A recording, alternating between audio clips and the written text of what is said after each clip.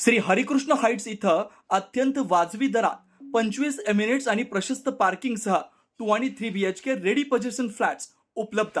बुकिंगसाठी संपर्क पार्श्वनाथ प्रोजेक्ट 9090 78 78 33।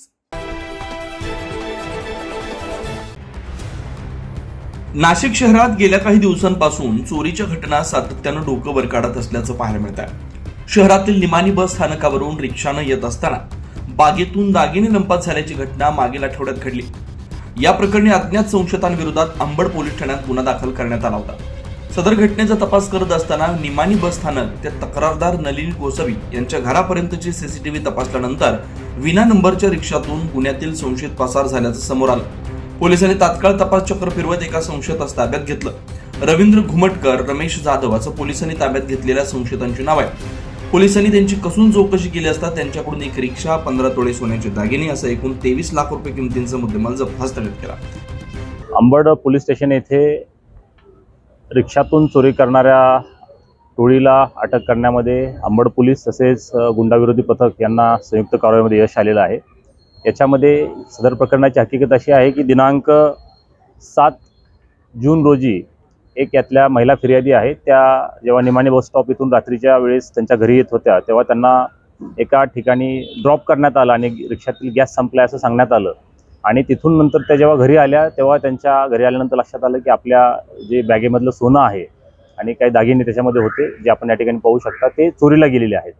आणि ही इन्फॉर्मेशन मिळाल्यानंतर मग त्याच्यावरून अंबड पोलीस स्टेशनला गुन्हा दाखल झाला। त्या गुन्ह्याच्या तपासामध्ये आमचे सिनियर PI रजपूत साहेब असतील किंवा PI नडविनकेरी साहेब असतील, क्राईमचे वाघमोडे साहेब आहेत आणि विशेषतः APIचे आमचे DB API पडोळकर साहेब यांच्या टीमनं त्याच्यामध्ये प्रायमरली सुरुवातीला वर्कआउट केलं आणि त्याच्यामध्ये जेव्हा CCTV फुटेज जवळपास 150 CCTV फुटेज त्याच्यामध्ये चेक केले आणि एक आरोपीचं नाव त्याच्यामध्ये सर्वप्रथम तर रिक्षा निष्पन्न केली। ही रिक्षा आपण बघू शकता, याच्यामध्ये याला बोगस नंबर प्लेट असलेली ती रिक्षा होती, त्याच्यावरती कुठल्या प्रकारचा नंबर नव्हता, परंतु तरीही अगदी त्याचा मसरूळपर्यंत म्हणजे पूर्ण शहरातून माग काढत काढत त्या ठिकाणी आमचे लोक गेले।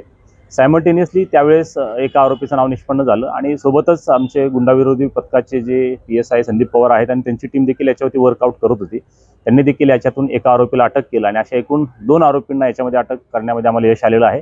आणि याच्यामध्ये जो काही चोरीला गेलेला मुद्देमाल आहे तो आणि प्लस सोन्याचे दागिने प्लस रिक्षा असं एकूण जवळपास 23 लाखाचा मुद्देमाल त्या ठिकाणी 15 तोळे सोन्याचे दागिने आणि रिक्षा असा एकूण 23 लाखाचा मुद्देमाल हस्तगत करण्यात आलेला आहे। सदरची कामगिरी ही आमचे अंबड पोलीस स्टेशनचे सिनियर PI त्यांच्या मार्गदर्शनाखाली सर्व टीम आणि प्लस आमचे गुंडाविरोधी पथकाचे PSI संदीप पवार आणि त्यांची टीम यांनी संयुक्त केलेली आहे। त्याच्याबद्दल दोन्ही पथकांचं किंवा दोन्ही पोलीस स्टेशनचं मी अभिनंदन देखील करतो आणि भविष्यात आणखीन याच्यामध्ये या टोळीकडून इतरही नाशिक शहरात आणि परिसरात घडलेले जे काही अशा स्वरूपाचे गुन्हे असतील ते देखील उघडकीस आणण्याचा आमचा प्रयत्न राहील। याबाबत आपल्याला सगळ्यांना आश्वस्त करतो। धन्यवाद। त्याच्याबाबत अधिक तपास सुरू आहे। यांचे आणखीन साथीदार पण आहेत, त्यांचे देखील नाव निष्पन्न आहेत, त्यांचा देखील शोध घेण्याचं काम चालू आहे। त्याच्यामुळे याबाबत त्यांनी आणखीन काही गुन्हे केलेले आहेत काय, यांचे आणखीन काही साथीदार आहेत काय, या अनुषंगाने सविस्तर तपास आम्ही आणखीन करत आहोत।